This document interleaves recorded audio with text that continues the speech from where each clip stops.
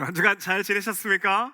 네, 보고 싶었습니다. 여러분 많이 보고 싶었습니다. 참 좋으신 하나님의 평강과 은총이 오늘 2부 예배 나오신 모든 여러분께 예수 그리스도의 크신 사랑으로 임하시기를 주님의 이름으로 축복합니다. 아멘. 우리 신앙생활에서 성경은 매우 중요합니다. 말씀이 중심이 되는 기독교 신앙에서 성경은 신앙의 근본이자 우리 믿음의 뿌리가 되는데요. 그런데 그럼에도 꽤 많은 분들이 성경을 볼 때 성경에 나오는 단어들을 그저 문자적으로만 봅니다.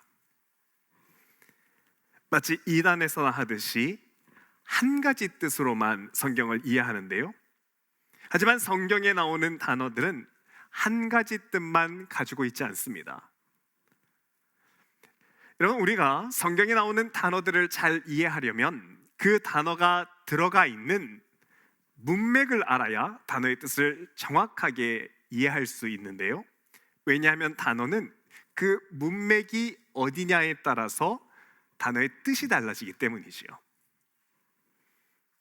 이것은 우리가 일상에서 말을 할 때도 마찬가지입니다. 여러분, 시험이라는 단어가 있다고 친다면 이 시험이라는 단어는 어떤 맥락에 있는가에 따라서 뜻이 달라지는데요. 예를 들어서 우리 중에 누군가 다이어트를 하는 분이 있다고 한번 생각을 해봅시다. 그래서 이분이 다이어트를 열심히 한다고 저녁 때 먹고 싶은 것을 다 마다하면서 저녁에 음식 조절을 잘 하고 있는데, 그런데 밤늦게 옆집에서 삼겹살 굽는 냄새가 솔솔 났다면, 그래서 결국 이분이 참지 못하고 그 야밤에 삼겹살을 구워 먹었다면 이분에게 시험이라는 것은 음식 냄새가 시험입니다. 또 시험이라는 단어는 학생들이 학교에서 치는 중간고사가 시험이 되기도 합니다. 어느 고등학생이 이번 중간고사 시험을 잘 쳐보기 위해서 책상 앞에다가 시험 일주일 남았음 하고 D-Day를 써서 붙여놓았다면 이 학생에게 시험이란 중간고사 시험이 되는 것이고요. 또 어떤 분이 몸에 심각한 병이 생겨 마음이 힘들어졌거나 사업이 잘 안 돼서 감당할 수 없는 정도의 도산 위기를 겪어서 마음에 큰 스트레스를 받고 있다면 이때 시험이란 삶의 고난을 뜻하는 것이 되는 것이죠. 이렇듯 똑같은 시험이라는 말도 이 단어가 어느 맥락에 있는지, 한 단어가 쓰인 말의 흐름에 따라서 단어의 뜻이 다르게 해석이 되는데요. 그런데 여러분, 이건 성경의 단어들도 마찬가지입니다. 여러분, 성경 속의 단어들도 그 맥락이 다르면 이게 전혀 다른 뜻이 되는데, 그런데 이런 맥락을 무시하고 무조건 한 가지 뜻으로만 해석하고 그리고 그렇게 성경을 보는 것을 근본주의라고 합니다. 영어로 펀더멘탈리즘이라고 하는데요. 그런데 이런 근본주의적인 태도를 가지게 되면 성경도 하나님의 뜻도 결코 바르게 이해할 수 없게 되지요. 왜냐하면 성경의 단어들도 그 맥락을 따라서 읽어야 하는 그런 단어들이 많기 때문인데요. 예를 들어 여러분, 요한서신에 나오는 세상이라는 단어가 그러합니다. 여러분, 요한서신에는 세상이라는 단어가 여러 번 그리고 자주 등장을 하는데, 그런데 요한일서 2장에서 세상이라는 단어는 부정적인 의미로 쓰입니다. 15절에 보면 세상이나 세상에 있는 것들을 사랑하지 말라. 누구든지 세상을 사랑하면 아버지의 사랑이 그 안에 있지 아니하니. 여러분, 이때 세상이라는 것은 죄로 인해 타락해서 하나님과 멀어진 세상을 이야기하는데 부정적인 의미이죠. 그런데 이 똑같은 세상이라는 단어가 여러분, 우리가 잘 알고 있는 요한복음 3장 16절에서는 긍정적인 의미가 됩니다. 하나님이 세상을 이처럼 사랑하사 독생자를 주셨으니. 여러분, 이때 세상이라는 것은 하나님이 너무 사랑하시는 인류 전체를 뜻하는 것입니다. 그래서 이때 세상은 하나님이 사랑하셔서 독생자를 내어주신 그 대상이 되지요. 이렇듯 성경의 단어들은 이 전후 상황과 맥락을 따라서 잘 읽어야만 하나님의 뜻을 정확하게 이해할 수 있는데, 그런데 이 근본주의자들, 성경을 문자적으로만 보는 사람들은 성경을 한 가지 의미로만 해석을 한다는 겁니다. 근데 여러분, 이런 근본주의가 왜 위험하냐면, 여러분, 이 근본주의적인 해석이 나중에는 사람을 무시하고 차별하는 형태로 쉽게 변형이 되기 때문입니다. 말씀이 무엇을 말하고자 하는지 그 맥락은 깡그리 무시하고 내 주장에 맞는 말씀, 내 방식으로만 성경을 읽고 보게 되는데요, 그 대표적인 예가 여러분, 우리가 요즘에 새벽에 보고 있는 디모데 전서의 말씀이 그럽니다. 여러분, 디모데 전서는 사도 바울이 에베소 교회에 목회하던 목회자 디모데에게 보낸 서신인데, 그런데 이 디모데 전서 2장에 보면 이번 주에 이 말씀이 있었는데요, 여자 성도들이 이 말씀을 보면 마음에 턱 하고 걸리는 말씀이 있는데, 그 말씀이 11절에서부터 이러합니다. 여자는 일체 순종함으로 조용히 배우라. 여자가 가르치는 것과 남자를 주관하는 것을 허락하지 아니하노니 오직 조용할지니라. 1부 때도 아무도 아멘 안 했습니다. 그리고 이 말씀을 두고 근본주의적인 시각을 가진 분들은 이것이 바로 여자가 남자보다 열등하다는 근거라며 이 말씀을 교회 내에서 여자들의 영향력을 제한하는 그 일들에 사용하곤 하는데요, 하지만 여러분, 이 말씀들은 이런 근본적인 해석으로 이해할 수 있는 말들이 아닙니다. 여러분, 우리가 이 말씀의 원래 의미와 맥락을 이해하기 위해서는 이 말씀에 쓰여져 있는 배경을 잘 이해해야 되는데, 우선 이 말씀이 나오는 디모데전서의 말씀은 에베소 교회에 보내진 서신입니다. 여러분, 이 당시 에베소 지역은 로마 제국이 아시아에서 전쟁으로 거둬들인 모든 전리품과 세금을 로마로 이송하기 위해서 그 재물들을 모아놓은 항구 도시였는데요, 화면 한번 보시면 여러분, 이것이 지중해 지도인데, 지도 오른쪽부터 보시면 로마, 그리고 고린도, 에베소가 이렇게 표시되어 있고요, 여러분, 이 로마에서 저기 반대쪽에 있는 에베소로 가는 가장 빠른 길이 빨간 점선으로 이어진 뱃길입니다. 그리고 이 빨간 길로 항해를 하면 에베소에서 로마에서 에베소까지 가장 단시간에 빨리 갈 수 있는데요, 하지만 이 빨간 뱃길은 자주 큰 광풍과 태풍이 불어서 배가 파손하거나 뒤집어지는 일이 많았습니다. 사도행전 27장에도 보면 사도 바울이 유라굴로라는 광풍을 만나서 배가 지중해를 항해하는 가운데 파손하게 되는데, 그것이 바로 이 빨간 뱃길로 가던 중에 생겼던 일입니다. 그렇기 때문에 이 당시 뱃사람들은요, 이 빨간 길을 대신해서 많이 느리기는 하지만 이 파랑색 항로 보이시나요? 예, 고린도를 거쳐서 가는 안전한 파랑색 항로를 다니기 시작했는데요, 그런데 이 파랑색 항로는 아주 느린 뱃길입니다. 왜냐하면 여러분, 저 가운데 보이는 고린도 지역은 뱃길이 아니라 육지길이기 때문인데, 그래서 배가 에베소에서 출발해서 고린도에 도착하면 노예들이 배에서 다 내립니다. 그리고 노예들이 배 밑바닥에다가 큰 통나무를 깔고 배를 굴려서 이쪽 육지에서 저쪽 육지로 배를 통나무로 이동을 시키죠. 여러분, 이 거리가 약 5마일 정도의 거리였는데, 이렇게 사람의 인력으로 며칠을 걸려 배를 오른쪽에서 왼쪽에서 오른쪽으로 이렇게 이동을 시켜서 반대편으로 배를 옮기도록 되어 있습니다. 그리고 이렇게 느리기는 하지만 파란색 뱃길로 로마를 가게 되면, 이렇게 왕래하게 되면 시간이 오래 걸리긴 해도 풍랑을 피할 수 있습니다. 배가 뒤집어지는 그런 어려움 없이 안전하게 로마로 이동할 수 있는 것이지요. 그래서 이 당시에 아시아에서 거둬들인 수많은 전리품을 실어 나른 럭셔리 배들이나 그리고 값비싼 물건들을 많이 실었던 무역선들은 이 빨간색의 빠른 길이 아니라 시간이 좀 걸려도 느리기는 해도 안전하게 옮길 수 있는 파란색 길, 바로 에베소를 출항해서 고린도를 거쳐 로마로 길을 가는 그 길을 다녔는데요. 근데 여러분, 이 당시에 에베소와 고린도, 로마, 여러분 이 세 도시가 하나의 백길로 이렇게 이어졌다는 것은 이 세 도시가 같은 문화를 공유했다는 뜻입니다. 도시와 도시 사이에 같은 사람들이 왕래하고 같은 물건들이 수입되어서 종교와 문화와 사회가 똑같아지는 하나의 동일한 문화권이 형성되게 되는데요.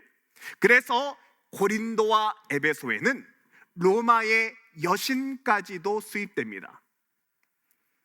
그래서 로마인들이 섬기는 여신이 여러분 우리가 알고 있는 비너스인데요. 이 비너스가 고린도에 건너가서 아프로디테라는 여신이 되고 에베소에 건너가서는 아데미라는 여신이 됩니다. 근데 이 로마의 비너스 여신은 여러분 우리가 잘 아는 것처럼 그 당시 로마의 모든 음란한 문화들을, 이 음란한 것들을 다 수용한 음란의 여신입니다. 그리고 이 여신을 섬기는 여자 사제들을 특별히 멜리세라고 불렀는데요. 이 멜리세들은 신전에서 남성들과 매춘하는 것으로 돈을 벌었는데, 때문에 로마의 여신, 이 음란한 매춘 여자가 문화가 백기를 따라서 고린도와 에베소에 그대로 흘러가게 되는 것이죠. 그런데 다행히도 여러분 이들 세 도시는 모두가 사도 바울이 교회를 그 각각의 도시에 지어서 복음을 전하며 전도를 했던 도시였습니다. 예를 들어서 에베소 교회의 경우에는 바울이 그 유명한 두란노 서원을 지어서 약 2년을 머무면서 복음을 에베소 교회에서 전했고, 고린도 교회의 경우에는 여러분 화면을 보시면 이것이 지금도 남아있는 고린도 교회 예터인데요. 바울이 고린도에 이 교회를 고린도 한가운데 지어서 진실하게 복음을 전한 바 있지요. 그래서 에베소와 이 고린도에서 로마의 여신을 섬기는 이 여자 사제들 중에서 바울이 전하는 예수를 믿고 개종하는 사람들이 생기기 시작합니다. 복음이 그들 안에 들어가자 이 여자 제사장 멜리세들이 점차 변화되기 시작했는데요. 하지만 여러분, 모든 멜리세들이 제대로 회개하고 변화된 것은 아니었습니다. 일부 몇몇 멜리세들은 표면적으로는 예수를 믿고 회개한다고 했지만 나중에는 옛날에 했던 매춘의 옛 습관 그대로 교회 안에서 남자 성도들과 음란한 짓을 하기 시작했는데요. 그래서 이 멜리세들의 행동이 잘못된 것이라고 목회자 디모데가 여러분들 주님 앞에서는 이렇게 하면 안 된다고, 깊이 회개해야 된다고 이 멜리세들의 죄를 지적하니까 화가 난 멜리세들이 교인들 앞에 나와서 교인들을 선동하기 시작했습니다. 그리고 교회가 이게 틀렸네, 목회자가 이것이 잘못했네, 목회자 디모데를 몰아세우면서 교회가 분열되는 상황에까지 이르게 되지요. 그래서 신학자 리차드 보쿰에 의하면 여러분 디모데 전서에서 이 여자가 교회에서 잠잠하라라는 이 말은 바로 회개 없이 교회 안에 앉아 있는 멜리세들을 두고 한 말입니다. 이 몇 명의 멜리세들이 로마 여신을 섬기던 그 옛습관 그대로 음행을 감당하며 교회의 성도들을 현혹하고 교회를 분열시키려고 했기 때문에 여러분 이런 멜리세들은 조용히 순종함으로 배워라, 조용히 해라 라는 말을 바울이 했던 것이고요. 그래서 이 말씀들은 바로 믿음 없이 교회를 어지럽게 했던 자들을 책망했던 책망의 말씀입니다. 그래서 성경에서 여자여 잠잠하라, 여자가 교회에서 가르치지 마라 라는 이 말은 여러분 다른 성경에는 나타나지 않고 오직 에베소 교회와 고린도 교회에만 이 말씀이 나오는데 바로 이 배경 때문에 이런 일이 일어나는 것이죠. 그렇다면 여러분, 이 여자여 잠잠하라는 말씀은 일반 여성에게 하는 보편적인 말씀이 아니라 아데미 여자 사제들과 교회의 질서를 어지럽게 하고 분란을 만들었던 멜리세들에게 했던 말이라는 것을 알 수 있는데, 그런데 이런 배경이나 맥락의 이해함 없이 그저 여자가 교회에서 잠잠하라는 이 문장 하나만 달랑 가지고 와서 그리고 이것으로 교회에 있는 여인들을 억압하고 여인들의 활동을 제한하거나 무시하는 교회들이 있기도 했는데요.